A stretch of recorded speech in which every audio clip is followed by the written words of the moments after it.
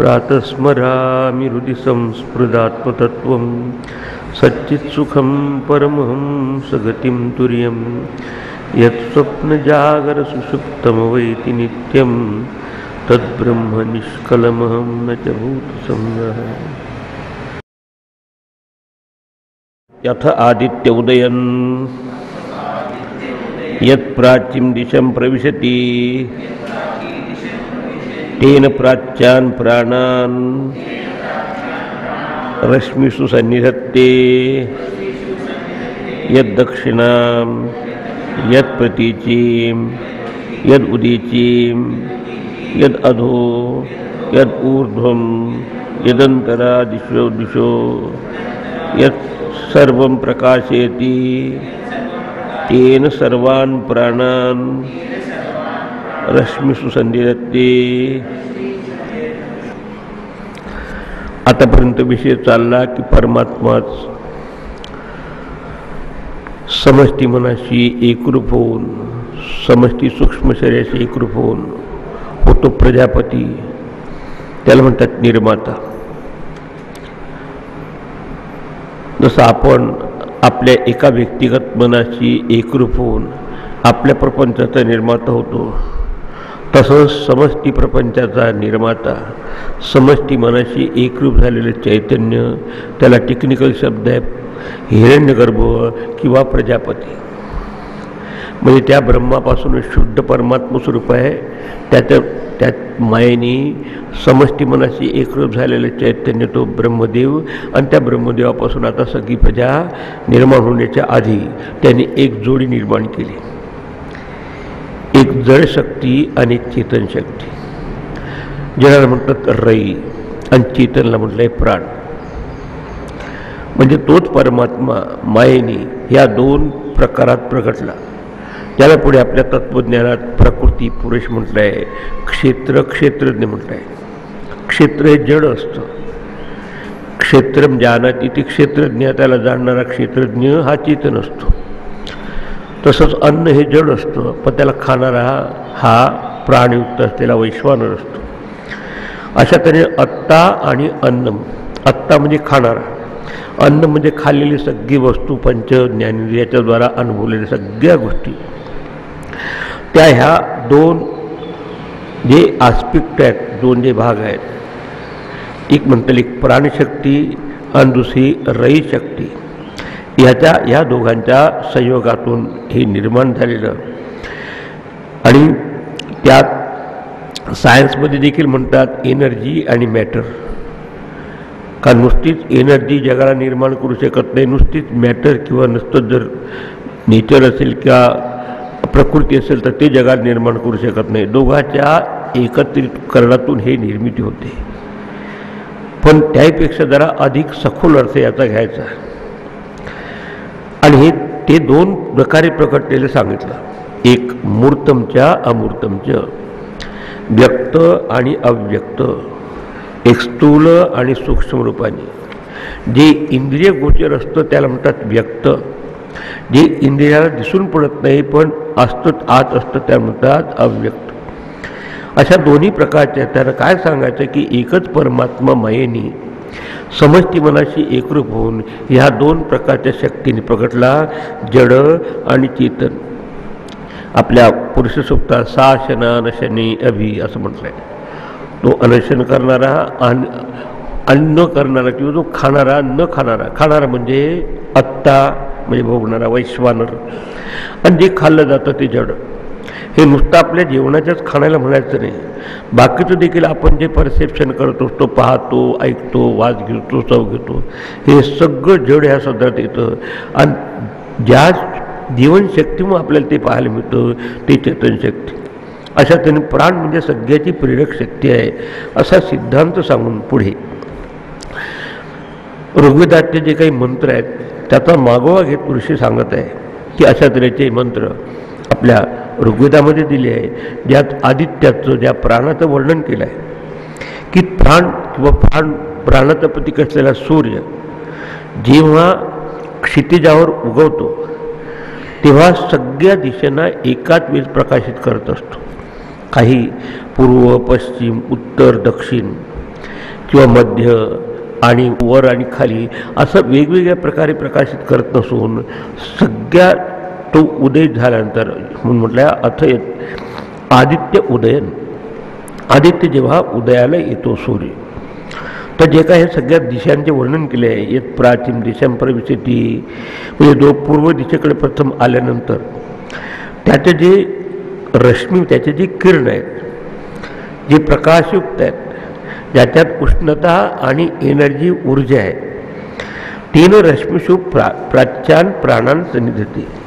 आपल्या किरणाने पूर्व दिशेला ते जे चेतन शक्ती आहे प्राणाला तो चेतवतोच, पण बाकीच्याही दिशेला तो त्याच शक्तीचा म्हणजे आपल्यामध्ये असलेले हे चैतन्य असं या प्रेरक शक्ती रूपाने प्रगट झाल्यानंतर आपल्या सगळ्या शरीराला देखील अशा ह्या रश्मीवत, रश्मी म्हणजे सूर्यकिरणासारखं सगळी शक्ती देते. आपण डोळ्यांनी पाहतो, कानाने ऐकतो, त्याच्यामागे आपल्या त्या चैतन्य प्रथम मनामध्ये रिफ्लेक्ट होत असतं, प्रतिबिंबित. आणि हे कॉन्शियस माइंड, हे सजग असलेलं मन जेव्हा कानाच्या द्वारा शब्दाकडे जातं ते आपल्याला शब्दाचं ज्ञान होत असतं, डोळ्याच्या द्वारा आपण रूप पाहतो ते आपल्याला बघण्याचं ज्ञान होत असतं. असं आपल्यामध्ये असलेल्या चैतन्याचं प्रतीक त्या ठिकाणी सूर्यरूपाने दाखवलेलं आहे. आणि मग आता सर्वसाधारण विद्यार्थ्याला सुरुवातीला स्थूल रूपाने शिकवायचं असतं आणि मग त्यातला आंतरिक अर्थ हा सांगायचा आहे की जसा एक सूर्य सगळ्या क्षितिजावर एकच असतो, कधीकधी तो अनेक दिसतो पण अनेक काही होत नाही. उद्या हजारो भांड्यामध्ये त्याचं प्रतिबिंब पडलं तर हजार प्रकारची त्याची प्रतिमा दिसेल. एखाद्या पाण्यात गढूळ दिसेल, एखाद्या पाण्यात स्वच्छ दिसेल, एखाद्या पाण्यात आदरलेलं दिसेल, एखाद्या पाण्यात शांत दिसेल. त्या उपाधी वेगळी आहे. म्हणून एका स्टेजमध्ये सगळ्याला प्रकाशित करताना एक असून अनेक होतं, तसंच आपल्यामध्ये हा असलेला प्राणात्मा तो सगळ्या आपल्या शरीराला व्हायब्रेट करतो, सगळ्याला तो असा शक्तिशाली करतो. जसा सूर्य सर्व दिशेला एकाच स्टेजमध्ये एकाच वेळेस प्रकाशित करतो. मुख्य मुद्द्यातलं घ्यायचं, त्या सगळ्या दिशांचं वर्णन केलं. तेनं सर्वान प्राणान रश्मीसु सन्निधत्ते. ते म्हणजे त्या योगे करून त्या प्राणामुळं, ते प्राण कोणाचं आहे, त्या परमात्म्यापासूनच प्रगटलेली शक्ती आपल्याच्यात एक सगळ्या ज्या निर्णय दिशेने जेव्हा आपण बघतो, ऐकतो, वास घेतो, हे निर्णय दिशेने आपलं मन जाणत आहे. पण त्या मनाच्या मागे हे चैतन्य असून मग आपल्याला सगळे बाकीचे जे ज्ञानेंद्रियाच्याद्वारा जे परसेप्शन्स होतात ते सगळं कार्य होत असतात. आणि प्राणाच्या आपल्या सगळ्या त्या किरणाने, आता किरणासारखं त्याला म्हणतात चिर आभास. चैतन्य प्रथम मनामध्ये प्रतिबिंबित झाल्यानंतर मग बाहेरच्या गोष्टी आपल्याला दिसतात. कधीकधी आपल्या स्टेअरकेसमध्ये काही वस्तू पडलेल्या असतात, पण नुसता आरसा आपल्याला त्याचं दाखवू शकत नाही. पण आरशावर सूर्याचं प्रतिबिंब पडलं की मग ते थोडंसं ट्विट करून आपण दाखवलं की त्याच्या प्रकाशात दिसतं. म्हणून आपल्याला या शरीराच्या स्तरावर येणारे जे काही ते निर्णय प्रकारचे सापेक्ष ज्ञान आहे ते देखील त्या ज्ञानाचं प्रतिबिंब मनामध्ये पडून, त्या ज्ञानाचं मनामध्ये चैतन्याचा प्रतिबिंब पडणं, त्यांचा चिदाभास ते रश्मीसारखी म्हणजे किरणासारखी, आणि मग आपल्याला त्याच्याप्रमाणे विचार करतो. हा आतला अर्थ लक्षात ठेवून एक त्याला सांगायचं आहे की चंद्रप्रकाशात मनुष्य शांततेने बसून काहीतरी करत असतो, पण अंधारात सगळं चाललं तर त्यावेळेस आपण एवढं काही डायनेमिक राहत नाही रात्रीच्या वेळेस. पण दिवसा सूर्यप्रकाशात सर्वच जण क्रियाशील होऊन जातात. म्हणून ह्या नुसती रई किंवा नुसती मॅटर नव्हे, पण त्याच्यामागे हे प्राणतत्व, हे सूर्य ज्याचं प्रतीक आहे त्या रूपाने सगळ्या जगात आपल्याला अशा सक्रियता दिसून पडते. आणि त्याचे जे प्राण आहे ते आपल्या त्यात पंचप्राण सांगितले आहे, ज्याच्यामुळे सगळे आपले फिजिओलॉजिकल फंक्शन चालतं. की आपण जे काही इंद्रियाच्या द्वारा पाहतो, ऐकतो, वास घेतो, त्याच्यामागे प्राणाची शक्ती असली पाहिजे. याच्यानंतर मोठी छान गोष्ट येणार आहे याच्यात की या इंद्रियाला वाटतं की आम्हीच कामं करतो, मग हळूहळू प्राण त्यातून निघून जायला लागला. तेव्हा त्याने म्हटलं की नाही बाबा रे, तुझ्याशिवाय काय जमत नाही, ते पुढे येणार आहे. आणि मग तो प्राण म्हणजे ते प्राणाचे जे निर्णय प्रकारचे डिपार्टमेंट आहे कोणते, प्राण, अपान, व्यान, उदान आणि समान. प्राणाने आपण बाहेरचं परसेप्शन करतो, अपान वय आपल्याच्यात असलेला नको असलेला भाग शरीरातला विसर्जित करतो. त्याच्यानंतर आपल्या व्यापणुतीचे व्यान, हा सगळ्यात ह्याच्यामध्ये सर्क्युलेशन करणारा व्यान, आणि काही डायजेशन करण्याचं काम करतो. समम नाही ती समान असते. आणि बुद्धीला चालना देणारा काही गोष्टीत आपल्याला एकदम क्लिक होत नाही, ते देखील प्राणशक्ती आपल्या बुद्धीला प्रेरणा देते. आणि एका शरीरातून दुसऱ्या शरीराला ट्रान्सपोर्ट करणारा, पुढे सांगणार तर याच्यातच ट्रान्सपोर्ट ऑफिसर म्हणजे आपला उदानवायू ज्या प्राण सोडून जातो ते पुढे येणार आहे. तर ह्या सगळे पाचही प्राण जे सापेक्षतेने काम करतात, त्याचं मागे प्राणस्य प्राण आहे, त्याचं प्रतीक आहे सूर्य. आणि त्या प्राणावर अवलंबून राहून बाकी ज्या क्रिया होतात त्या प्रकृतीच्या द्वारा, सगळ्या इंद्रियाच्या द्वारा, त्याचं प्रतीक आहे रई म्हणजे मॅटर किंवा प्रकृती. आता हे त्याच्याचपासून प्रकट झाले. आपल्याला हा सिद्धांत माहीत आहे. कारणापासून कार्य निष्पन्न झालं असताना ते कारणच कार्यरूपाने दिसायला लागतं. तसं आपण वारंवार सोन्याचं उदाहरण घेतो की सोनं किंवा चांदी असेल, मूळ वस्तू तशीच असते. मग त्याच्यापासून आपण वेगवेगळे जेव्हा अलंकार करायला सुरुवात करतो तर सुरुवातीला ती एक आपण सळी करतो. त्याची सळी झाली असताना जसं पहिल्यांदा सळीसारखं रई आणि प्राण हे दोन प्रकटले समजायचे. आणि नंतर त्याला आपण पाहिजे तसे आकार देतो, मणी करतो. आणि मणी केल्यानंतर त्याला घातल्यानंतर आपण त्याला कंठी किंवा काय अंगठी काय सगळं म्हणत असतो. तसं हे आकाराला येणारं सगळं हे अमूर्त रूपानेच होतं. म्हणून अमूर्त आणि मूर्त रूपाने हे रई म्हणजे मॅटर किंवा ही प्रकृती असं त्यांनी कार्य करते. पण स्वतःहून ते कार्य करत नसून त्याच्या मागे कशाच्या प्राणाच्या सन्निधी मात्र करून त्याचं कार्य चालत आहे, इथपर्यंत आपल्याला सांगितलं. आता ही ऋषीमुनींची पद्धती आहे की कुठलाही विषय सांगितला असताना त्याला शास्त्राचा आधार आहे. एका वेदात नाही तर दुसऱ्या वेदात आपल्याला त्याचा दाखला मिळतो. आणि विशेषतः त्यासाठी ऋग्वेदाचे मंत्र एक अधिकृत मानले जातात. तर पुढच्या ह्याच्यात त्याच्याबाबत आता इंट्रोडक्शन करून देत आहे की हे जे आम्ही सांगतो आहे हे आमच्या मनाप्रमाणे सांगितलं नसून ऋग्वेदामध्ये आधीच याच्याबाबत निर्देशन केलेलं आहे. आणि तोच परमात्मा तिथेच आपल्यामध्ये असलेला तो प्राणात्मा प्रत्येकामध्ये वैश्वान रूपाने प्रगटतो. आता पुढच्याच्या 7व्या मंत्र ती सांगणार आहे. पुढे फलात स एष वैश्वानरः विश्वरूपः प्राणोग्निर उदयते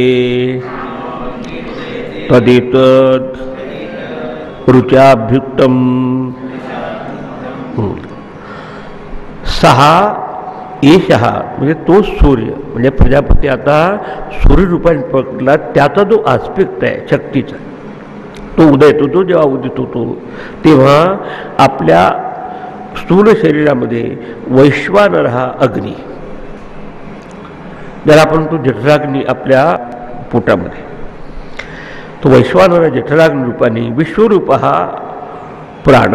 ते नुसत्या आपल्या शरीरात नव्हे, सगळ्या प्राणीमात्रांच्या शरीरात.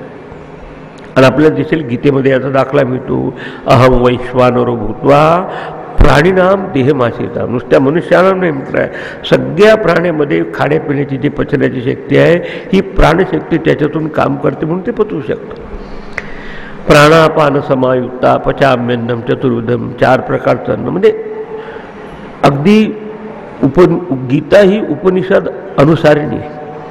तर ते देखील त्या उपनिषदात देखील एका उपनिषदातला मंत्र पक्का करण्याच्या, स्पष्ट करण्याच्या दृष्टीने ऋग्वेदातले याला रेफर करत त्या ठिकाणी. तो वैश्वानर अग्नी होऊन विश्वरूप हा प्राण, सगळ्या विश्वात्मा ज्याला सूत्रात्मा प्राणरूपाने असतो, तद येतत ऋचा.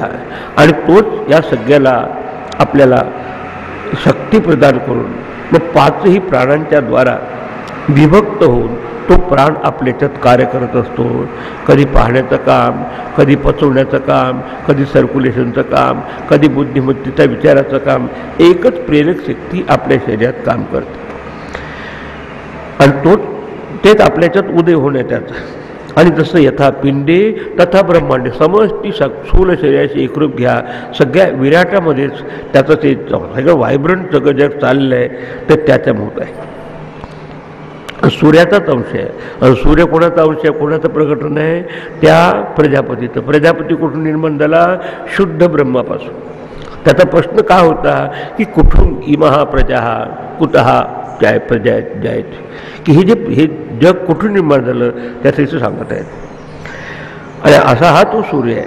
आता त्या ज्याबाबत ऋचा म्हणजे ऋग्वेदातल्या मंत्र म्हणतात ऋचा, म्हणजे ऋषीने हे सांगायचं आहे की हे मी तुम्हाला माझं व्यक्तिगत मत सांगत नसून वेदामध्ये याची अधिकृतता आहे का वैश्वानर सर्वात्म प्राण तो समस्त जीवरूपाने तोच विश्वरूपाने असल्यामुळे तोच प्राण तुमच्या आमच्या शरीरामध्ये काम करतो. आणि तो समष्टी जागृत अभिमानी असेल किंवा समष्टी स्थूल शरीर अभिमानी असेल त्याला म्हणतो विराट, आणि व्यक्तिगत असेल तर त्याला म्हणतो वैश्वानर. आणि त्याच्यामुळे सगळं हे कार्य चालेल. आता वैश्वानर विराटाचं निर्देशन करून अशा या आशयाचा मंत्र ऋग्वेदात आहे. म्हणून शेवट त्याला सांगितलं की तदेतत् ऋचा अभ्युक्तम. आणि ही गोष्ट स्पष्ट केली आहे ऋचामध्ये म्हणजे ऋग्वेदामध्ये दिलेल्या मंत्रात. आता त्याच्यात ऋग्वेदातला मंत्र तसा घेऊन इथे आपला विषय स्पष्ट करतात. जसं वकील कोर्टामध्ये वकिली करतात तर अशा तऱ्हेनं red with section so and so वगैरे सांगतात. म्हणजे ह्या कायद्यानुसारही चाललं आहे तसाच. आता पुढचा मंत्र वाचा. विश्वरूपम हरिणम जातवेदसम परायणम ज्योतिरेकम तपंतम सहस्रश्मिभिः शतधा वर्तमानः प्राणः प्रजानाम् उदयति एष सूर्यः. आता सांगून झालं की सगळ्या दिशेमध्ये जो काही प्रभाव दिसतो सक्रियतेचा ती परमात्म्याचा जो प्राणात्मा आहे समष्टी तो सगळ्यामध्ये प्रकाशित करतो. आता त्याच प्रकार त्याला सपोर्टिंग असे ऋचे ऋग्वेदाचा मंत्र सांगून सांगताय की त्याचं वर्णन खूप सुंदर केलं आपल्या सूर्याचं की त्यात म्हणतात विश्वरूपम. विश्वरूप म्हणजे सर्व रूप. हरिणम, हरिणम म्हणजे हा हरिण आहे आपला, म्हणजे ज्योतिषमान असल्याला किंवा त्याचं असं त्याची जी रश्मीवंत किरणवान, कारण सूर्य आहे त्याची किरणं येऊन आपले त्याचं प्रकाशाची झोत सगळ्या ठिकाणी तो पसरत असतो. जातवेदसम, जातवेद म्हणजे सगळ्याला जाणणारा. कधी कधी अग्नीला देखील जातवेद म्हणतात, सगळ्याला जाणणारा. जातवेदसम म्हणजे जो सर्वात्म रूप आहे, सगळ्या आकारामध्ये दैदिप्यमान आहे, प्रकाशमान आहे, तो सगळ्याला जाणणार असल्यामुळे तो सर्वज्ञ आहे.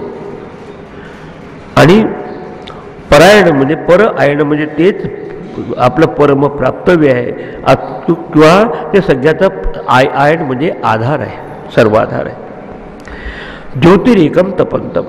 आता एकच परमात्मा तो प्रकाश तत्व, तो उष्णता देणार आहे. म्हणजे सूर्यामध्ये दोन्ही आस्पेक्ट आहे, भाग आहे. एक तेज आणि दुसरं ओज. एक प्रकाश आणि ऊर्जा किंवा शक्ती. म्हणून आपल्याला सोलार सिस्टीम आपण आजच्याच्यात बघतो, त्याचं एवढं पाणी झालं की सगळं गरम राहतं ते. तर असा हा प्रकाश तत्व देणारा आहे. आणि उष्णता, प्रकाश ही ज्ञानाचं प्रतीक आहे, उष्णता आपल्या कर्मासाठी लागणारी क्रियाशक्ती आहे, त्या दोघांचं प्रतीक आहे. म्हणून सूर्य हा उत्कृष्ट आदर्श आहे ध्यानासाठी. सहस्र रश्मी शतधा वर्तमान. हजारो किरणांनी युक्त, असंख्य अशा किरणांनी युक्त स्वरूप असणारा हा वर्तमान. प्रजानाम एष हा सूर्य हा उदयती. प्राणीमात्रांचा प्राण असणारा हा सूर्य या ठिकाणी उदित होतो. मग तो सगळ्या प्राणाचा आश्रय, तो ज्योतिरूप म्हणजे ज्ञानप्रकाश रूप आहे. सगळ्यामध्ये तो अंतर्यामी आहे. जगात उष्णता आणि प्रकाश देणारा त्याचं उगमस्थान तो आहे. तसंच आपल्यामध्ये असलेले चैतन्य, दोन्ही प्रकारची शक्ती त्या चैतन्यापासून प्राप्त होते. एक आपल्यामध्ये असलेली विचारशक्ती, त्याच्याद्वारे ज्ञान होतं आपल्याला. दुसरं क्रियाशक्ती, आपण क्रियाशील होत असतो. आणि म्हणून हा आदर्श मानला आहे. म्हणजे गीतेच्या 4थ्या अध्यायात कृष्णाने पहिला जर डिसायपल किंवा शिष्य कोणी केला असेल तर त्या सांगितलं कोण? सूर्यालाच केलं. आता ठीक आहे, आता हे झालं इथपर्यंतचं वर्णन. आणि थोडक्यात त्या विद्यार्थ्याच्या प्रश्नाचं उत्तर दिलं कबंदीच्या, की अशा तऱ्हेने ही प्रजा अल्टिमेटली त्या परमात्म्यापासूनच या प्रकृती निर्माण होते आणि झालेल्या सगळं प्रजा हे प्रजापतीपासून वेगळा राहत नाही.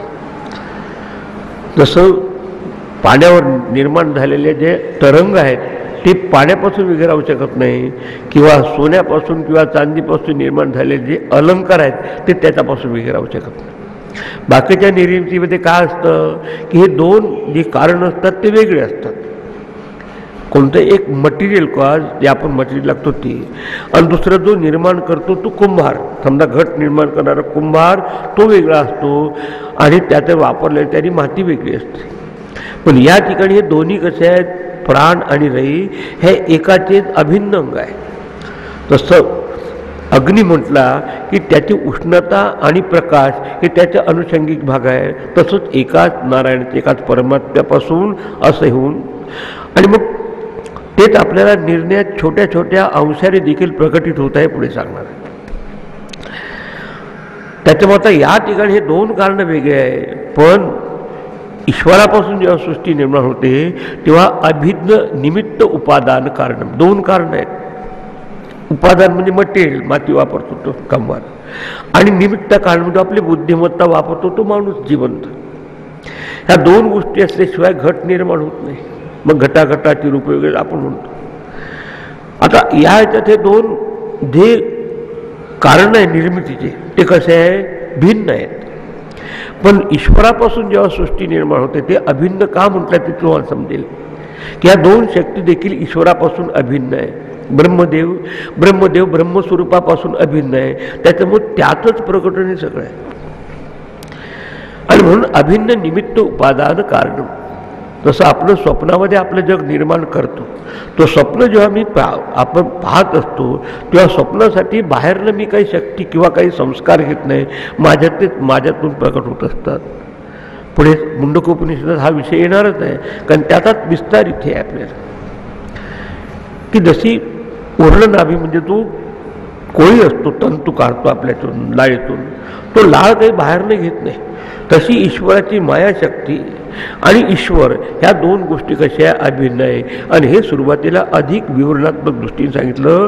प्राण आणि रई रूपाने तो प्रगटला, आणि प्राणाच्या आधाराने जसं सूर्याच्या प्रकाशाच्या आधाराने दोन्ही प्रकारची ऊर्जा आणि प्रकाशमानता ह्या जगामध्ये दिसून पडते सगळ्या ठिकाणी. हे सांगून आता हे झालं, त्यात एक तात्विक उत्तर दिलं त्यांनी. आता असं असताना उपासक देखील दोन प्रकारचे असतात. काही सूर्याची उपासना करतात तर काही रईची उपासना करतात. काही पुरुषाची उपासना करतात, काही प्रकृतीची करतात. काही अंधारात आपली उपासना करतात, काही दिवसा करतात. आणि त्या उपासनेच्या नुसार त्यात देखील हे करत असताना काही सकामतेने करतात आणि काही निष्कामतेने करतात, काही इच्छेने. परमात्मा तर एकच असतो भगवंत, पण आपण प्रत्येकाच्या इच्छेप्रमाणे त्याची आराधना करतो. तर अशी उपासना जे सकाम उपासना करतात आणि विशेषतः जडाची, तर त्या जीवात्म्याला कशाची प्राप्ती होते हे सांगत आहे पुढे. आणि जे चेतनाची उपासना करतात आणि निष्काम भावनी करतात त्यानं काय प्राप्ती होते हे आता पुढच्या सांगत आहे. त्याच्या आधी सांगत आहे की तोच परमात्मा ज्याच्यापासून आपण हे काल अभिमानी देवत आहे. सूर्यापासूनच आपण किंवा चंद्रमापासून जे का आपण पंचांग वगैरे करत असतो. आता कालाची सापेक्षता सुरू होते संपूर्ण वर्षभरासाठी. संवत्सर म्हणजे एक वर्षापासून, वर्षाचे मग 6 महिने होतात, उत्तरायण दक्षिणायन. मग त्याच्यापासून एक महिना त्याचा घटक होतो. 1 महिन्याचा घटक म्हणजे 1 दिवस राहतो. दिवसाचे 2 शकल होतात, रात्रंदिवस. एक कसा तोच प्रजापती ह्या टाईम रूपाने प्रगटला. तर लॉर्ड ऑफ टाईम म्हणजे ह्या वेळेची देखील देवता तीच आहे. हे आता इथे सांगत आहे पुढच्या ह्याच्यात. थोडसा करेक्ट लक्षात असं म्हणजे आपल्याला चटकन लक्षात येईल काय सांगायचं. संवत्सरो वै प्रजापती तस्यायने दक्षिणं चोत्तरं च तद्देह वै तद इष्टापूर्ते कृतमित्युपासते ते चांद्रमसमेव लोकम अभिजयन्ते ते एव पुनरावर्तन्ते तस्मात् एते ऋषयः प्रजाकामा दक्षिणं प्रतिपद्यन्ते एषः वै रई यः पितृयाणः. सांगता येता तो परमात्मा जो प्राण आणि रई रूपाने प्रगटला, त्याच्यापासूनच जेव्हा दोन अनुभवामध्ये अंतर असतं ते आपण टाइम कन्सेप्ट होत असते वेळ. तर तोच 12 महिन्याचा काळ ज्याला संवत्सर म्हणजे वर्ष म्हणतात की तोच प्रथम हा प्रजापती वर्ष रूपाने प्रगटला काळाच्या दृष्टीने. आजच्या सायकोलॉजीचे देखील हा सिद्धांत मानलेला आहे. ते म्हणतात time is a concept of mind. वेळ ही मनाची कल्पना आहे. जेव्हा आपण पहिल्या 0 पॉईंटवर असतो तेव्हा काही टाईम राहत नाही, पण जेव्हा त्यातून अंतरा होते किंवा अंतर होत असतं तेव्हा मग आपण सेकंदामध्ये होतो. 1 सेकंद, दुसरा सेकंद असं करून म्हणजे थोडक्यात सांगायचं आपण इथून जातो तिथून वरून सांगत आहे. तर प्रथम तो संवत्सर रूपाने प्रगटला. ही प्राणशक्ती आणि रईशक्ती संबंधात आता उपासनेचा प्रकार सांगण्याच्या आधी सांगत आहे की तोच परमात्मा संवत्सर म्हणजे 12 महिने रूपाने एक प्रगटला प्रजापती. तस्य अयने, त्याचे 2 आयन. कोणतं? एक दक्षिणम आणि उत्तरमचे. एक दक्षिणायन ते 6 महिने आणि उत्तरायणाचे 6 महिने. तद येह ते निश्चितच तद इष्टापुरते बै. आणि त्या कालामध्ये आपलं सगळं कर्म चाललेलं असतं. तर कर्म करत असताना विशेषतः सकाम कर्म करतात तर 2 प्रकारचं कर्म केलं जातं ह्या जीवाकडून. एक इष्ट आणि पूर्त. इष्ट म्हणजे यज्ञ आदी आपण काही कर्म करावं ज्याचं फळ आत्ता नाही मिळत पण अदृष्टात फळ मिळतं नंतर, त्या म्हणतात इष्ट. आणि पूर्त म्हणजे इथेच काय आपण धर्मशाळा बांधतो, काही हॉस्पिटल बांधतो, काही विहिरी खोदतो किंवा कोणाला मदत करतो, त्याचं ताबडतोब आपल्याला फळ मिळत असतं, या म्हणतात पूर्त. अशा 2 आपले टेक्निकल शब्द. हे दोन्ही पुण्यकर्म आहे. पण ह्या कालाचं असं अनुसंधान करून किंवा कालामध्ये सगळे प्राणी मात्र हे 2 प्रकारचं कार्य करतात, इष्ट आणि पूर्त आहे. कृतमिती ते योग्य आहे, आपल्या उन्नतीसाठी उपयुक्त आहे असं समजून जीव अशा तऱ्हेचं काय करतात, कधी इष्टकर्म करतात, कधी पूर्तकर्म. यज्ञागादी कर्मकांड वगैरे पूर्वी करत होते, त्याच्यापासून मग त्याला फळ मिळतं.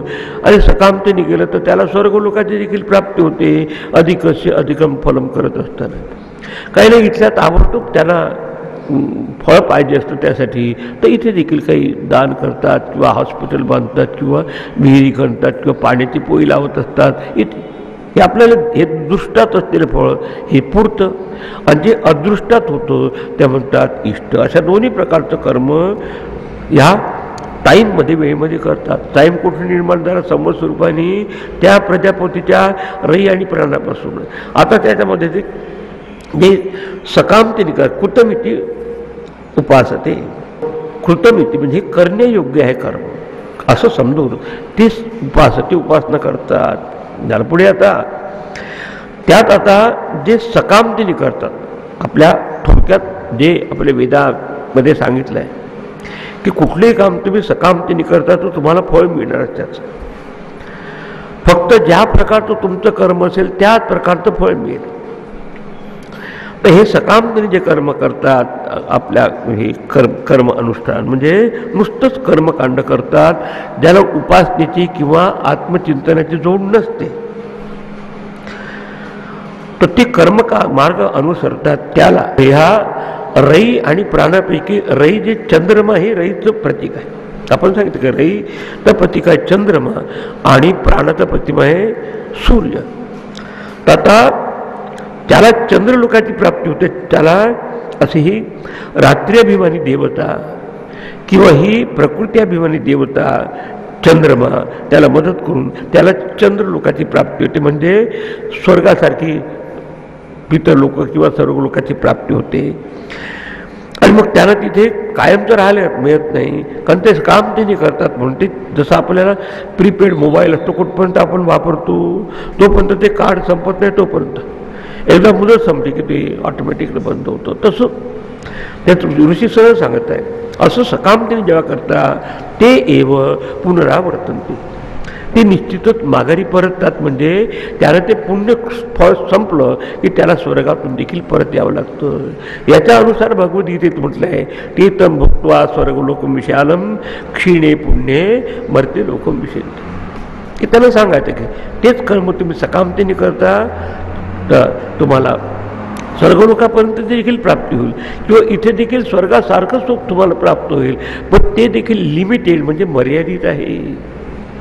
की जोपर्यंत तुमचं पुण्यकर्म तुमचं टिकून ठेवता तोपर्यंत ते फळ असतं, आणि तेव्हा त्याचा पुण्याचा ते परिणाम संपला की मग त्याचं ते बँकेतले पैसे कुठपर्यंत काढणार, बॅलन्स आहे तो, बँक संपला बॅलन्स किती थांबलो. तर म्हणून तस्मात येते प्रजा कामहा ऋषया, असं जाणून काही ऋषींनी असा मार्ग केला की त्यांनी सकामतेने केलं. आपल्या संतती संपत्ती नावलौकिक आज ते आपण करतो. तर अशाने करतात प्रजा कामहा ऋषया दक्षिणाम प्रतिपद्यन्ते, दक्षिणा म्हणजे दक्षिणायन मार्गाचं ते अवलंबन करतात. आणि याचं तुम्हाला स्पष्टीकरण गीतेच्या 8व्या अध्यायात शेवटच्या भागात दिसेल. वाचू दे. एष वै रई या पितृयाना, हाच वास्तविक रई म्हणजे प्रकृतीचा शक्तीचा मार्ग आहे, आणि याला पितृयान म्हणतात. कारण कर्मणा पितृलोक आणि विद्या देवलोक. त्या बृहदारण्यक उपनिषदात देखील असं सांगितलं आहे. आता त्याचं मंत्र उपनिषद असलेलं ईशावास्य उपनिषद आहे, त्यात देखील विद्या आणि अविद्या तुम्ही जर ऐकलं असेल तर अविद्या म्हणजे कर्मकांड आणि विद्या म्हणजे हायर उपासना. ते नुसतंच कर्मकांड करतात तर त्याच्या बाबत आपले ऋषी सांगतात कर्मणा पितृलोक, पितृलोकाची प्राप्ती होते. तसं सांगितलं. मग याला कोणता मार्ग आहे? पितृयान मार्ग. दक्षिण म्हणजे दक्षिणायन मार्ग, दक्षिणायन म्हणजे खाली येणार आहे. दुसऱ्याने उत्तरायण मार्ग. म्हणून एक हा आहे परतीचा मार्ग आहे, जेव्हा इष्टापुरतं वगैरे शास्त्रानुसार सगळं करतात त्याला फळ तर मिळतं, पण ते काय अनित्य असतं. पुण्य संपलं की ते त्याचा परिणाम संपला. आणि याचा विषय तुम्हाला ओरिजिनल मुंडकोपनिषद वाचताना दिसेल की ती तिथे जाऊन कर्मकांड करून तिथे जात, नंतर मनुष्य लोकात येतात किंवा मनुष्यापेक्षा हीन योनीमध्ये देखील जन्माला येतात. इमम लोकम, इमम लोक म्हणजे मनुष्य लोक आहे, इमम म्हणजे हे मनुष्य लोक. हीन तरम वा विशंती, समजा त्याच्या वाचनं जर जनावरासारखं काय असेल तर खालच्या योनी देखील येतो. याचा अर्थ त्याने काय सांगितले की हा काही मुक्तीचा मार्ग नव्हे, रई म्हणजे. आणि हे आपल्या उपनिषदात दुसऱ्या ईशावास्य उपनिषदात बृहदारण्यक उपनिषदात स्पष्ट केलं आहे. काही संभूती आणि असंभूतीची उपासना देखील सांगितली. संभूती म्हणजे व्यक्त सगुणाची उपासना नुसती करतात, पण निर्गुणाचं चिंतन काही करतच नाही. काही नुसतंच निर्गुण निराकाराचं करतात पण पूर्वतयारी करत नाही. त्यानं देखील प्रत्येकाचं फळ वेगवेगळं सांगितलं. की काही लोकांना सिद्धी वगैरे प्राप्त होते, ते आणि माझी अष्टसिद्धी प्राप्त होते, पण जे खरं तत्व आहे ते नाही प्राप्त होत. तर त्याला काय सांगायचं की असं हे दोन आयन असून त्यात दक्षिणेमध्ये 6 महिने त्या सूर्यात दक्षिण दिशेला फिरत असताना आणि 6 महिने उत्तरायणाचे, यात आपल्या जे सकामतेने काम करत असतात, मग ते व्यक्त त्याचं फळ असो किंवा अव्यक्तात फळ असो, पण सकामतेने केलं असल्यामुळं त्यांना फक्त काही वेळपर्यंत त्या पुण्याचं भोग भोगण्यासाठी त्या लोकांची प्राप्ती होते.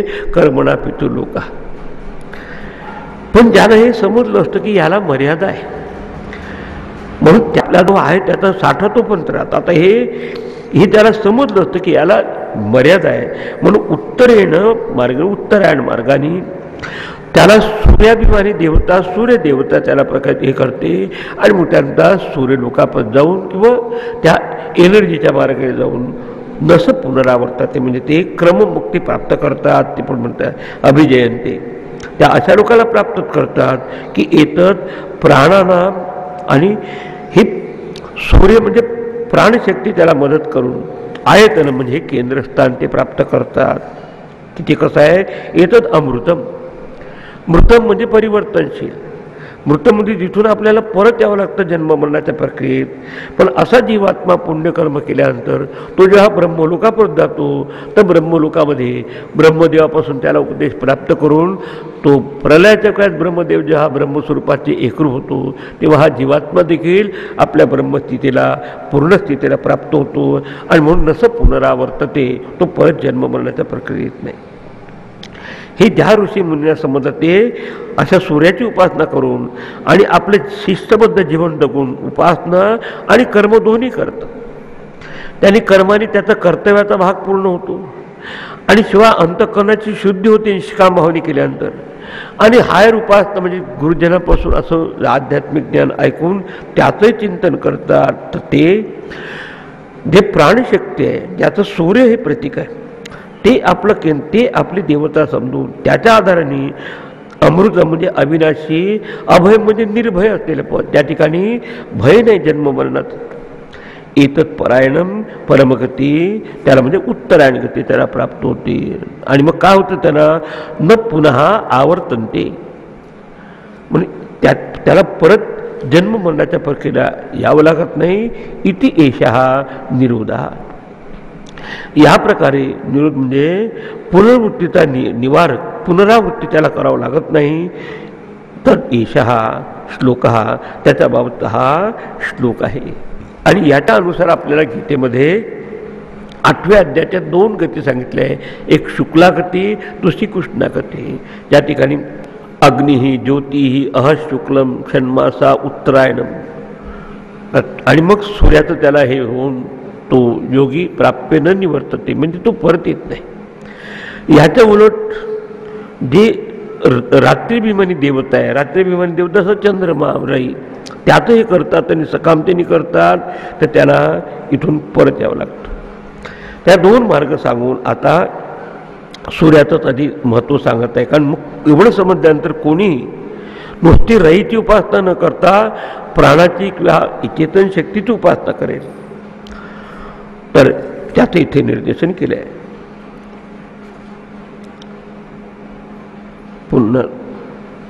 नसं पुनरावर्तते, तो परत जन्माला येत नाही. आता त्या दुसऱ्या ऋतेमध्ये याचं वर्णन केलं आहे सूर्याचं उत्कृष्ट असं, की संपूर्ण जे आता आपण पाहिलं की त्याचे 12 महिने, त्याच्यानंतर त्याचे 2 आयन, उत्तरायण दक्षिणायन, त्याच्यापासूनच हळूहळू मग ह्याचे त्याचेच भाग आहे. म्हणजे हा टाईम देखील, वेळ देखील त्या प्रजापतीचाच एक भाग आहे, त्याच्यापासून वेगळं नाही.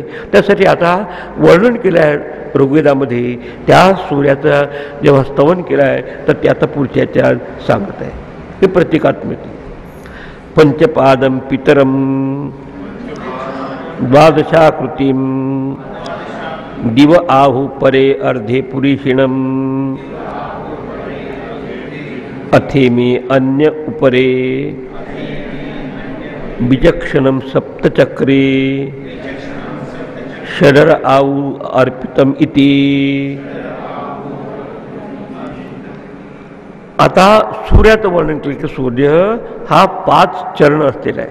आता हे ऋतूचं प्रतीक, आपले 6 ऋतू मानतो, त्याच्यामागे हेमंत आणि शिशिर ऋतूला एक समजून आता सूर्यनारायणाचं रूपकात्मक जरा वर्णन करत आहे.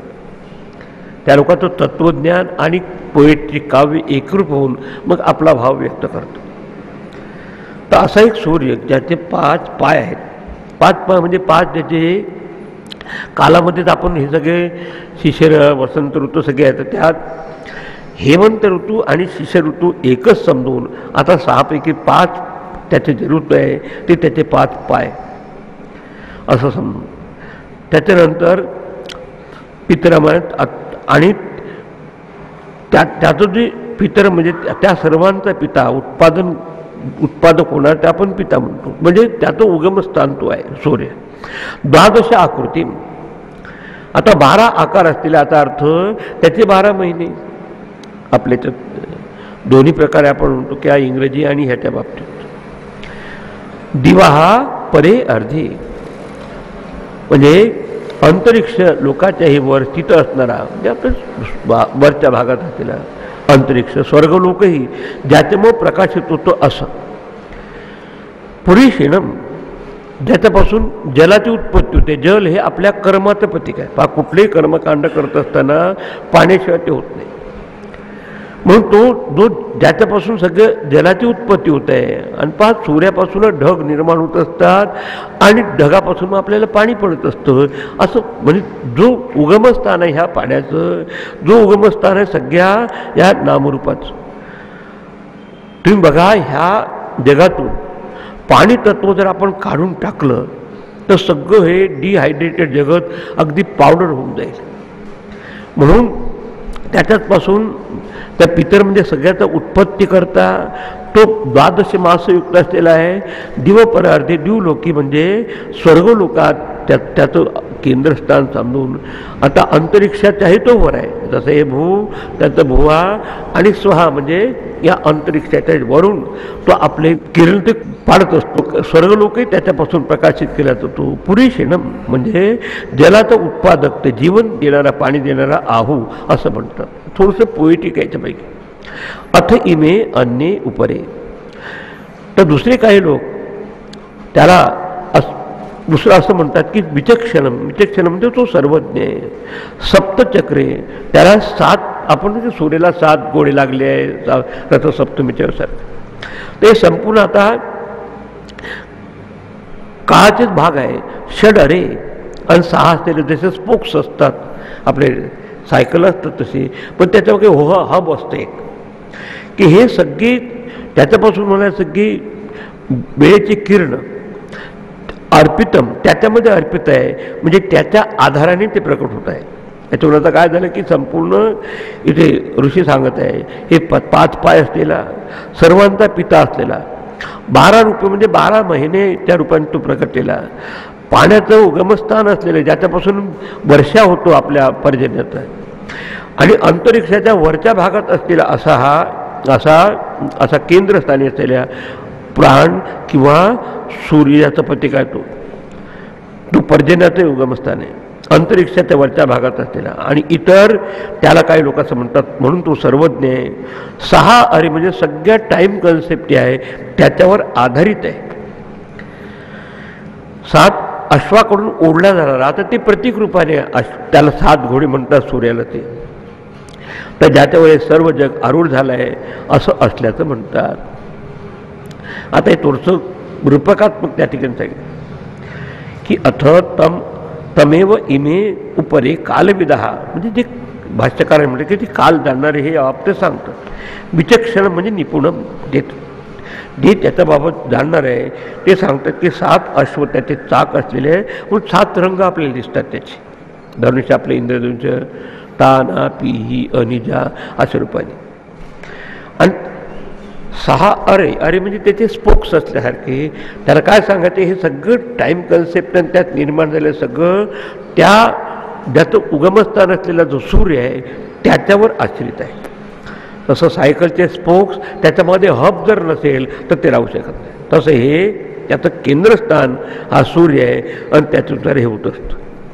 आता त्याच्यापासून आणखी थोडेसे शकल होऊन आता संवत्सरापर्यंत आणलं, वर्षापर्यंत. वर्षाचा एक घटक आहे 1 महिना, 1 महिन्यात घटक आहे पक्ष, एक शुक्ल पक्ष आणि कृष्ण, ते आता पुढे सांगत आहे पहा. म्हणजे तोच प्रजापती जो संवत्सर रूपाने प्रगटला, तो आता त्याचा एक युनिक एक घटक म्हणून महिन्याच्या रूपाने प्रगटला. मासो वै प्रजापती तस्य कृष्णपक्ष एवरैः शुक्लः प्राणः तस्मात् एते ऋषयः शुक्ल इष्टं कुर्वन्ति इतरस्मिन्. आता सगळ्या काळामध्येच आपलं कर्म चालत असतं. 2 प्रकारचे ऋषी सांगितले. ऋषीमध्ये देखील काही सकामतेने केवळ फक्त ऑब्जेक्टिव्ह बाह्य जगाच्याच लक्ष ठेवणारे, आणि काही हे आंतरिक जीवनाचे मूल्य वगैरे समजून जरा उच्च उपासना करणारे. आता त्याच्या आधी सांगत आहे की त्या वर्षाचे जो एक घटक आहे तो मास हा वै प्रजापती, तो प्रजापती तो संवत्सर रूपाने प्रकटला. त्याच्या अधिक सूक्ष्म अंश होत असताना तो महिना रूपाने प्रजापती प्रकटला. तस्य त्या महिन्याचे काय दोन भाग, कृष्ण पक्ष हा एव रई हा दुसरा, एक कृष्ण पक्ष आणि दुसरा शुक्ल पक्ष. या ठिकाणी आपल्याला कृष्ण पक्षात रात्र ही जरा मोठी असते, दिवस कमी छोटा असतो, आणि शुक्ल पक्षात आपल्याला दिवसाचा वेळ जास्त असतो आणि तिकडे रात्रीचा वेळ थोडा कमी होतो. तर येते ऋषी अशा कल्याणकामी आहे किंवा जसे चिंतन करणारे ऋषी आहेत ते ऋषी आहे. शुक्ल पक्षामध्ये कसं काम करतात, त्यात अंतर्भूत निष्काम भावने ईश्वरासाठी काम करतात. इष्टम ते देखील इष्टपूर्त करतात. हे बघा, हे कर्मकांड करणं काही वाईट नाही, पण कशासाठी आपण करतो हा महत्त्वाचा भाग आहे. की नुसतं तेवढ्यासाठी तुम्ही कराल तर एवढंच प्राप्त होईल, पण उन्नतीचा मार्ग त्याला सापडणार नाही, हे ज्यांना समजलं आहे. तर इष्ट कर्तव्य म्हणजे यज्ञागादी कर्तव्य कर्म कुर्वंती ते करतात. इतर हे दुसरे ते केवळ संसाराचेच भोग अपेक्षित करतात. इतर अस्मिन ते कृष्ण पक्षामध्ये आणि सकाम भावने काही शुभकर्म वगैरे करतात, पण सकाम भावनेने करतात. एक मग प्राणाचा आधार घेतात, ऊर्जाच्या मार्गाने जातात, उन्नतीच्या मार्गाने जातात, उत्तरायण मार्गाने जातात, निष्काम भावने आपलं कर्म करून. दुसरं सकामतेने कर्म करून, हे रई म्हणजे आपल्या चंद्रमा ज्याची देवता आहे त्या मार्गाने जातात. अशा तऱ्हेने, आणि त्यात मग सगळे बाकीचेही भोग घेत असतात. अशा तऱ्हेनं वेळ तीच असते, पण प्रत्येकाचं मनोभावना कशी असेल, जसं वासना असेल तशी आपण आराधना करत असतात. आता प्रत्येक कर्माला त्याचं फळ आहे, तेही शास्त्राने सांगितलं. आता ते सांगण्याच्या आधी, आता जेव्हा आपण आपल्या जीवनाचा काल बघतो तेव्हा वर्षाचं एक घटक आहे महिना, महिन्याचे दोन घटक आहेत दोन पक्ष. आता पक्षात आता एक दिवस, आणि दिवसाचे दोन भाग आहे रात्र आणि आता ते पुढे सांगत आहे. पुढे चला, अहो रात्रो वै प्रजापती तस्या अहरेव प्राणः रात्रिरेव रयिः प्राणं वा एते प्रस्कंदन्ति ये दिवारत्या संयुज्यन्ते ब्रह्मचर्यमेव तद यद्रात्रौ रत्या संयुज्यन्ते. हे अनेक वचन आहे त्या ठिकाणी. आता अहोरात्रवै कुठपर्यंत आपल्याला संवत्सर रूपाने तोच प्रजापती प्रकटला. आता संवत्सराचा वर्षाचा एक घटक म्हणजे एक महिना, आणि महिन्याचा एक घटक म्हणजे एक दिवस आणि रात्र. आता म्हणतात अहोरात्र, आणि दोन्ही एक रात्र पहा आपण तेवढा उत्साह राहत नाही कामं करण्यात. दिवसा आपण फार उत्साहाने स्फूर्तीने कामं करतो, रात्री थकून जातो, आणि मग बाकीचे जे कामं करत असतात आपले सगळे संभोगाचे वगैरे रात्री होत असतात. तुळशीला सांगायचे की असं दिवस रात्रीची जोडी रूपाने देखील प्रजापतीच प्रकटला. आणि तस्य अह एव प्राण, त्यात आता प्राणाचं प्रतीक म्हणजे दिवस, आणि रात्री एवरही. हे दोन मुख्य मुद्दे सोडत नाही. म्हणजे एक प्राणशक्तीचं प्रतीक आहे आपले दिवस, आणि त्याला म्हणतात की जलशक्तीचं प्रतीक आहे, रईचं प्रतीक आहे रात्र. अच्छा, ये दिवा रत्या संयुज्यन्ते, जे वैवाहिक पुरुष आहे ते रात्री अशा स्त्रीशी सहवास करतात, संभोग घेतात. रात्र्या संयुज्यते एते वै प्राणम प्रस्कंदन्ति. सॉरी, हे दिवा म्हणजे दिवसाच्या वेळेस, रात्रीच्या वेळेस ते करत असेल तर ते ठीक आहे, ती जे संयुक्त. पण जे दिवसा आपल्या स्त्रीशी संयोगात येऊन संभोग घेत असतात त्यांची खूप प्राणशक्ती अशी वाया जाते. संयुज्यते येते वै प्राणान प्रस्कंदती, क्षीण होते त्यांची शक्ती, आणि तब्येतीवर त्याचा परिणाम होतो वगैरे सगळं. यद रात्र रत्या संयुज्यन्ते, जे रात्री सहवास करतात ते देखील सापेक्षतेने गृहस्थी असून तद ब्रह्मचर्यम एव, ती ब्रह्मचर्याचं सापेक्षतेने पालन करतात. आणि आपल्या त्याला शास्त्राने सांगितलं ऋतुकाले भार्यागमनम, सुरुवातीच्या 3 दिवसाचे जाऊन नंतर पुढचे जे 15-16 दिवसात ते हे करत असतात आणि ते देखील रात्री जर करत असतील गृहस्थाश्रमात तर ते आपल्या एनर्जीचा तेवढा खराब करत नाही, पण जे दिवसाही करत असतात ते अधिक आपली शक्ती क्षीण करतात. अशा तऱ्हेनं हा विषय त्याला सांगितला. म्हणजे हा गृहस्थ ती माणसासाठी देखील दिवसा स्त्रीशी प्रसंग करतात त्या वैवाहिक जीवनात, ते शास्त्रानुसार ते वागतात. कारण गृहस्थाश्रम मर्यादा घालणार आहे, नाही तर कुठेतरी आपलं तो अनैतिक मार्गाने लागेल.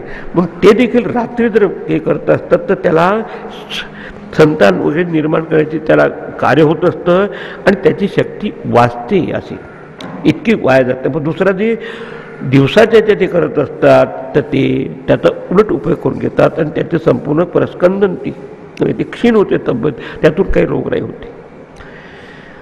आणि म्हणून त्याला काय म्हणतात की सापेक्षतेने हे गृहस्थी लोक देखील रत्या संयुजन ते रात्री करत असतात आणि ते लेजिटिमेट तर तत् ब्रह्मचर्य एव, त्याला देखील ऋषीने सापेक्षतेने ब्रह्मचर्य म्हटलं. कारण ते अशा तऱ्हेने ईश्वराचं स्मरण करून राहू शकत. आता पुढे आता त्याच्यापासून आता रात्रीपर्यंत दिवस झाला 2 शकला.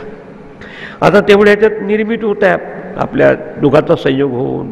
कारण त्यात अजून प्रश्नाचं उत्तर आता इथे आला तर इथे शेवट अन्नम वै प्रजापती ततो हवै तत् रेतस्तस्मात् इमः प्रजा प्रजायन्ते इति.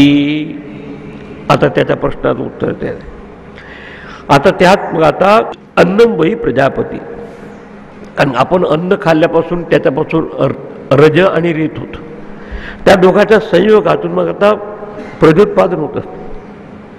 तर अन्न रूपाने देखील तो प्रजापतीच आहे, क्रिएटरच आहे. ततः वै, आणि त्याच्यापासूनच तत् रेतः, आपल्या गीतेत देखील अन्नात भवन्ति भूतानी पर्जन्यात अन्न संभवा. आता त्याला काय सांगायचं आहे की शेवट टाईमची कन्सेप्ट देखील हे दिवा रात्री होत असताना जे आपलं व्यवस्थित नियमावली पाहून ते जगत असतात तर त्यात देखील ती प्रजनन करण्याची शक्ती वीर्य आणि रज हे दोघे देखील अन्नापासून प्रकट होत आहे. पण अन्न कोणाचं रूप आहे? प्रजापतीचं रूप आहे अन्न. सो अन्नम वै प्रजापती, अन्न प्रजापतीचं स्वरूप दाखवून अन्नाची महिमा त्याची सांगत आहे. आणि ततः वै, त्यापासूनच तत् रेतः, वीर्य उत्पन्न होत असतं. तस्मात, त्या वीर्यापासून इमहा प्रजा प्रजायन्ते. आता एका वाक्य सांगून टाकलं असतं, पण ते देखील कशी संततीची निर्मिती कशी होत आहे ते देखील उगमस्थान त्या प्रजापतीपासून आहे. अशा शकलांनी इथपर्यंत येत असतं. जसं आपण ते उदाहरण घेतलं की कुठली एखादा सुरुवातीला एखादा जागा असतो, नंतर आपण कापड मिळत जातो त्याचं, किंवा मूळ काही मटेरियल असेल की सोनं किंवा चांदी किंवा पितळचं, नंतर कुठलाही आकार द्या मटेरियलमध्ये काही फरक पडत नाही. तर अल्टिमेटली त्याच्यापासून या कारणाने हे अन्न देखील प्रकारांतराने प्रजापतीच मानला गेला आहे, प्रजापतीचं रूप आहे. आता त्यात जे सांगितलं आहे त्याचं उत्तर तर देऊन झालं. आता पृथक पृथक फळ सांगतात प्रत्येक उपासनेचं. तद्देह वै तत्प्रजापतिव्रतं चरन्ति ते मिथुनम् उत्पादयन्ते तेषामेवेश ब्रह्मलोको येषां तपो ब्रह्मचर्यम् येषु सत्यम प्रतिष्ठितम. आता जे योग्य त्याचा उपयोग करतात त्याचं बाबत सांगत. तद ये वै तद हवई, म्हणजे ते निश्चितच प्रजापतिव्रतम, ते देखील प्रजापतीचं जे नियम आहे ते पाळून चरंती, म्हणजे आपला अनुष्ठान करतात. त्याच्याशिवाय तर त्यातून देखील प्रजनन करत असताना ते मिथुनम उत्पादयन्ते, मिथुन जोडी निर्माण करतात. एक मुलगा एक मुलगी, म्हणजे आपल्याच्यात एक या 2 बस असं म्हणलं. तर ते देखील इथपर्यंत करत असतील तर ते आपल्या मर्यादा पाहून आपलं जीवन जगतं. मिथुनम उत्पादयन्ते, त्यात ते जोडी उत्पन्न करतात. 2 मुलाची. आणि येशाम तपहा, ज्याचं तप ब्रह्मचर्य आणि ते देखील सापेक्षतेने ब्रह्मचर्याचं पालन करतात, गृहस्थ हे करून देखील. येशू सत्यम प्रतिष्ठितम तेषाम एव एष ब्रह्मलोकः. अशा प्रकारचं जे आपल्या गृहस्थाश्रम देखील बरोबर पाळतात, नीतिमत्तेने वागतात, बाकीच्या दुसऱ्या काही अनितीने काही करत नाही, आणि ते देखील त्या प्रजापतीच्या नियमानुसार आपलं व्रत पाळून अंतःकरणाची शुद्धी करून नंतर ब्रह्मलोकाच्या प्राप्तीसाठी ते योग्य होतात. तेषामेव एषः ब्रह्मलोकः, त्याला ब्रह्मलोकाची प्राप्ती होते. असं करून आता फक्त एक छोटासा मंत्र आहे, त्यात निर्देशन केलं आहे की जे अशा तऱ्हेने आपलं गृहस्थाश्रमी असून देखील विथ व्हॅल्यूज, जीवनाचे मूल्य पाळून आणि उपासना करून ईश्वराची, आपण म्हटलं आहे की अंतःकरण शुद्ध झाल्यानंतर इकडच्या वासना त्याच्यात संपतात. आता राहिली फक्त ईश्वर प्राप्तीचीच वासना. ते ब्रह्मलोकावर जाऊन मग त्यांना ब्रह्मदेवापासून उपदेश प्राप्त करून ते देखील संन्यासासारखे किंवा ज्ञानीपुरुषासारखे ज्ञान प्राप्त करून क्रममुक्ती प्राप्त करतात. थोडक्यात सांगायचं म्हणजे नीतिमत्तेने जे हा गृहस्थाश्रम जरी बरोबर केला तर तो देखील तुम्हाला परमार्थाची प्राप्ती करणारा आहे, हा यांनी इथे सांगितलं आहे. आता मग कशातून ब्रह्माची प्राप्ती होते सांगून आता याचं समालोचन करतो. तेषाम असो विरजः ब्रह्मलोकः न एषो जिह्ममृतं न माया चेती. येशू म्हणजे ज्यांच्या जीवनामध्ये जिह्म म्हणजे जिभेने काही कुटिलता नाही कुठल्या प्रकारचं, म्हणजे पापकर्म काही करत नाही. अनृतम च न, अनृत खोटं बोलणं नाही, अगदी ऑनेस्टली म्हणजे प्रामाणिकपणे राहतात. माया किंवा अविद्या आणि माया किंवा कपट त्या ठिकाणी, थोडक्यात सांगायचं म्हणजे नीतिमत्तेने वागतात, सत्याचं आचरण करतात. सत्यम वद धर्मम चर मातृदेव भव पितृ, हे आपले तैत्तिरीय उपनिषद आणि सगळे नियम पाहून वागतात. तेषाम त्यांना असो विरजः, म्हणजे रजरहित विकाररहित विशुद्ध ब्रह्मलोकः इति. म्हणजे गृहस्थी लोक देखील अशा तऱ्हेचं कर्म करून त्याला उपासनेची जोड देतात, शिवाय नीतिमत्तेने जीवन जगतात, सत्याचं आचरण करत असतात, काहीही कुटिलता न ठेवता, मायेने वंचित न होता, वाकड कधी मिथ्या भाषण न करता आपलं आचरण शुद्ध करत असेल तर त्यांना देखील तीच योग्यता प्राप्त होते की जी ज्ञानी पुरुषाला प्राप्त होते. आणि त्यांच्या अंतःकरणात रागद्वेषादी विकार राहत नाही. कारण अनृतम म्हणजे खोटेपणा राहत नाही. आणि विरजः म्हणजे रजगुणाम आपल्या रागद्वेष असतात, हे सवय हे नको, हे सगळं मनातून सुटतं. आणि अशा प्रकारे ते सगळ्या कपटापासून शुद्ध झालेले, शुद्ध अंतःकरण झालेले. आता मनामध्ये जगाची देखील वासना राहत नाही, संसाराची, ते झालं असतं त्यांचं. तर त्यानं देखील क्रमेनं ब्रह्मलोकाची प्राप्ती होऊन मग असा जो जीवात्मा आहे सहा न पुनरावर्तते, तो जीवात्मा परत जन्माला येत नाही. ते अनेक वचन सांगितलं का म्हणून ते देखील आपल्या निर्विकार अशा ब्रह्मलोकावर प्राप्त होतात. अशा तऱ्हेनं त्याचं प्रश्नाचं उत्तर तर दिलंच, पण शिवाय सगळ्याचं उगमस्थान हा प्रजापती आहे. आणि त्या ईश्वरासाठी काम करून जर जे काय आपलं कर्तव्य कर्म करत असेल त्यांचं देखील अंतःकरण शुद्ध होऊन ते देखील कर्ममुक्तीचे योग्य अधिकारी होतात, हे सांगून हा पहिला भाग संपला. आता तुम्ही प्रश्नाकडे लक्ष दिलं तर काय प्रश्न होता की कबंदीने प्रश्न विचारला होता की ह्या सगळ्या प्रजा कुठून, भगवन कुतो हवा इमहा प्रजा प्रजायंत इति. एका प्रश्नाचं उत्तर झालं. आता दुसऱ्याचं आपण नंतर बघू उद्याचे. आणि ते तरी नुसतं असं सांगितलं नाही, 2 मिनटं सांगता आलं असं, म्हणजे किती नाटक सांगितलं संपूर्ण. आणि त्याच्यात मुख्य मुद्दा काय आहे की एकच चैतन्य निर्णय स्टेजेसवर त्याचं प्रकटन होत आहे. शेवट अगदी स्थूल रूपाने देखील तेच प्रकटलं आहे. म्हणजे ईश्वरापासून कुठलीही गोष्ट या जगातली वेगळी नाही. बस फक्त ते वागत असताना माणूस कसा वागतो त्यानुसार तो उन्नती करतो की अवनती करतो हे त्याच्या साधनेवर अवलंबून आहे. आणि नुसतीच एकेरी साधना करत असेल कर्मकांडाची, त्याला उपासनेचे जर जोड नसेल तर त्याला पितरलोकाची प्राप्ती होईल.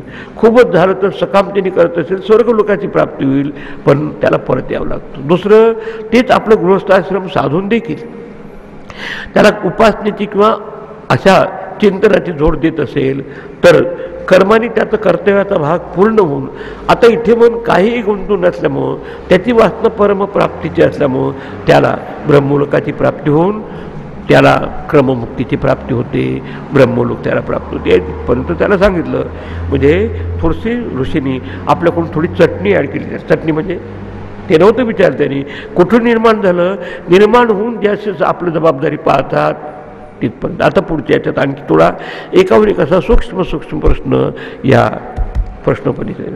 ओम भद्रं कर्णेभिः शृणुयाम देवाः भद्रं पश्येमाक्षभिर्यजत्राः स्थिरैरङ्गैस्तुष्ट्वागुंसस्तनूभिः व्यशेम देवहितं यदायुः स्वस्ति न इन्द्रो वृद्धश्रवाः स्वस्ति न पूषा विश्ववेदाः स्वस्ति नस्तार्क्ष्यो अरिष्टनेमिः स्वस्ति नो बृहस्पतिर्दधातु.